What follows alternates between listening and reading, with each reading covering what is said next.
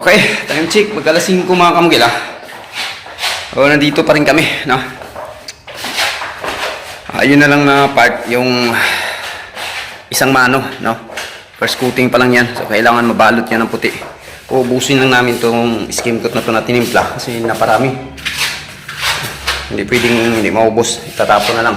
Hindi pwedeng ganyan, maubos yan. Stop na. So, yun na lang. Pagka first coat bukas na yun, ipapainal ang pag-i-skim coat. So, bukas na araw mga kamukil, matatapos na to itong classroom na to. So sa kabila din, itong pader na to, nabaklas na namin yung mga partition doon. At bukas sa labas naman ng mga walling yung aking ipapatanggal kasi metal cladding yung pinaka-wall nun sa labas. Papalitan natin ang fluted panel para magiging maganda, no? Tingnan kasi isa tong private school. Ganito pa rin yung ating ipapalit mga kamugil na fluted panel, no? 3 grooves. So mura lang yung bili ko nito mga kamugil. Sa iba to mahigit 300 plus, no? Pero yung bili ko nito is 190 yung isang piraso nito. Napakalaking save po, no? Sa dinalhan ko sa may-ari nito. Okay, kapag kadabo yung project natin, Tagum, Panabo, Pantukan, no? Kahit na Agusan, kaya ko pampuntahan itong Davao pagkuha ng mga materialis kasi marami makakamura talaga tayo dito. So, ito na yung update natin. First coating natin, yan lang yung mga chinik up ko mga kamukil, yan yung mga hindi maganda yung pagkabanat, no? Kukunti lang. So tinatawag ko siyang spotting kasi pa-spot lang tayo. First coating na tayo sa wall. O bukas isikapin ko matatapos to, no? Sa pagpipintura. Siguro overtime ako bukas hanggang alas 9. Tapos na to, alas 9 ng gabi. So, simula ng alas 7 sa umaga, stop akong magtrabaho alas 9 ng gabi.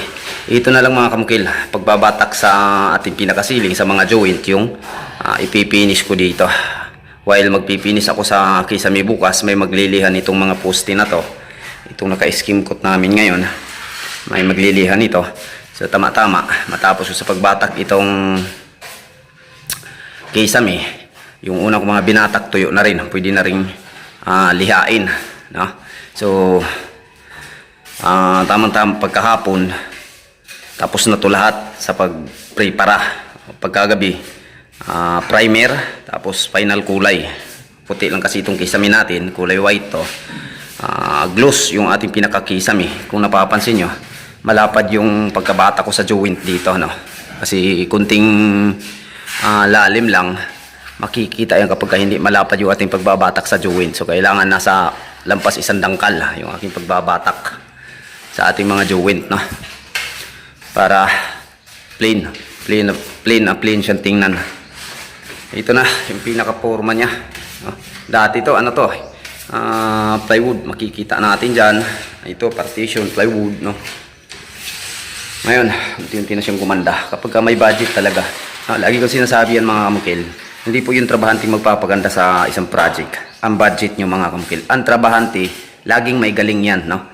Laging may tinatagong abilidad yan kung paano papagandahin yung bahay. So hindi namin mapapaganda yung inyong pinapatrabaho kapag kulang kayo sa budget. Ang sekreto po na gaganda yung ating bahay, dapat eksakto kayo sa budget, no? So pinakaunang gawin, pakotisyon muna para malaman natin kung magkano yung gastos. And then pagdating ng trabaho mga kamukil, wag ng turo, no? Kung ano yung nasa quotation, ano yung nasa kontrata, yun muna yung tatapusin. Kasi minsan nakakasalamuha ako mga kamukil, start pa lang ng construction, pag start pa lang, structural pa lang, no? Ang dami ng tinuro. So pagdating sa final, nagugulat, ba't ang laki na ng gastos? Yan kasi turo ng turo, no? O tapusin muna kung ano yung nasa kontrata, tatapusin muna yan. Pagkatapos saka na kayo magtuturo kung ano yung mga ipapadagdag nyo pa. Sa ganung paraan, masusunod natin yung nakalagay sa kontrata. Binigay na gastusin sa inyo ni kontraktor. So ito, kung napapansin nyo, sagad tayo hanggang flooring. Chinik up ko kanina Kasi nung tinanong ko kung ipapa-tiles ba, hindi ita-tiles, no.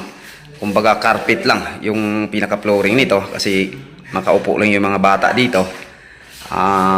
May mga play area to dito, kaya mas mainam na carpet yung gagamitin kumpara daw sa tiles, no. So lagi akong sumusunod sa ating kliyente. O yan, sagad hanggang flooring yung aking pagkukulay dyan, no. Chinik up ko yung mga, tiniktik ko yung mga bumubukol-bukol at minamasilyahan ko siya ulit para magiging maganda. So dito tayo sa kabila, tingnan natin kung ano na yung natapos dito. Ito na, sira na, hindi pa sindi yung ilaw. Wala na, burn out na yung ilaw. Ayan na. Ito na, nasira na yung partition. So ito yung mahirap makamungkil, oh. Inuna kasi yung partition bago nag-ceiling. Ako, malaki-laking trabaho to. Ito dito nakadrop sila. Kaya pa sila nag-drop dito kasi nandito nila pinapadaan yung mga sanitary.